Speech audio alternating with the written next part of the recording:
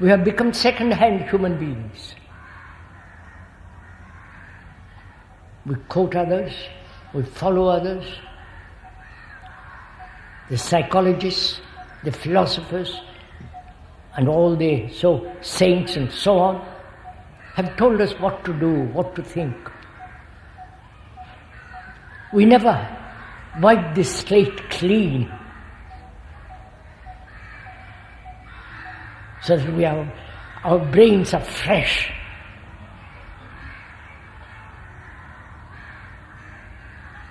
We never read the story of ourselves.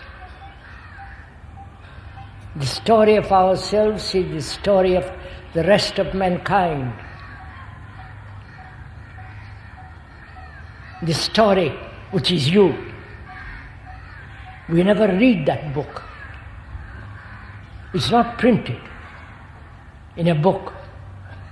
You cannot possibly learn sitting at the feet of another. Nor can you follow another. But you have to observe the extraordinary evolution which man is. The extraordinary content of his consciousness.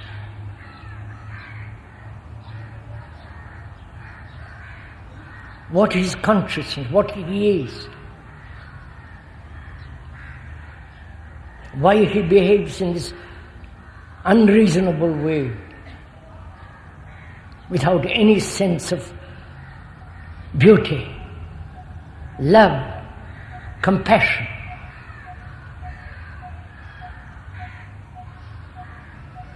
So first, if we may, let us look at the book which we are, each one of us. We are the rest of mankind. Please follow this little bit if you will. We are not individuals. Our consciousness with its content is like the rest of the mankind. Our consciousness, that is what you are. Your beliefs, your sorrows, your anxieties, your pain, your miserable existence that one leads, the confusion, the uncertainty, is what every other human being throughout the world goes through. Whether they live in America, Russia, or here, or in China, they suffer. They are uncertain. They are caught up in innumerable dogmatic beliefs, as one is. So please observe, look at it. Don't deny it. Don't hold on, say, I'm an individual. Look at it carefully. Your consciousness, what you are, not physically, but inwardly, psychologically, your belief, your search for security, fear, pursuit of pleasure, worship of images, is like the rest of the world, only modified, civilized or uncivilized.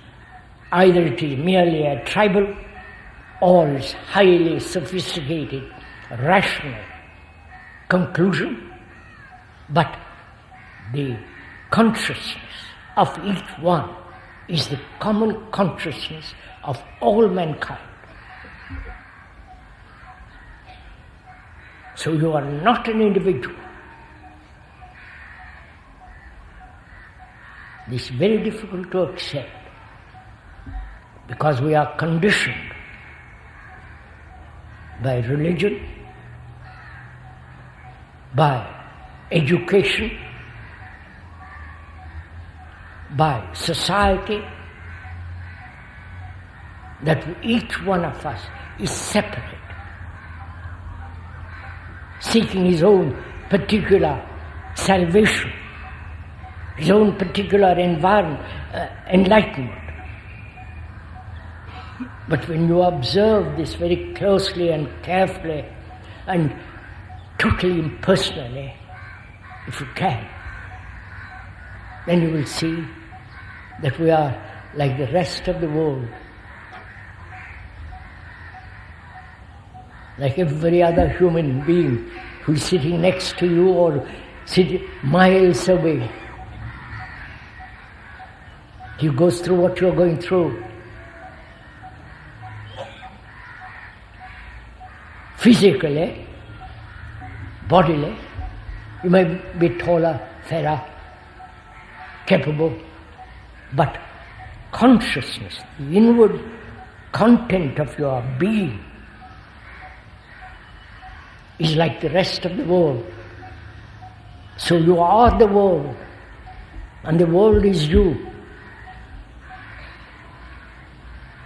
It is logical, sane, rational.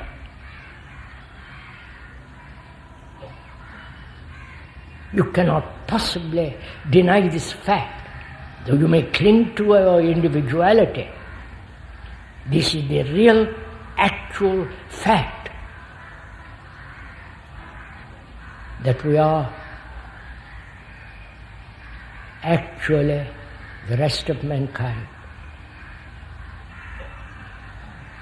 And we ought to be able to read our lives, which is the rest of mankind, the book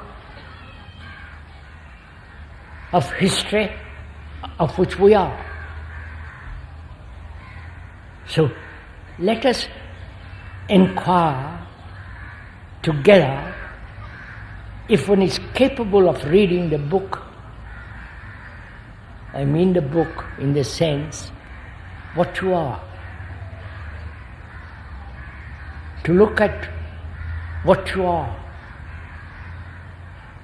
And as I said, what you are is the content of your consciousness.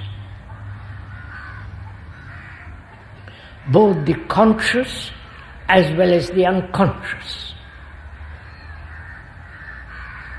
Both the obvious and the hidden. The superficiality and the depth of it. We ought to be able together to read this book. So we have to look at your consciousness. That's to observe silently, without any direction, just to observe what you are.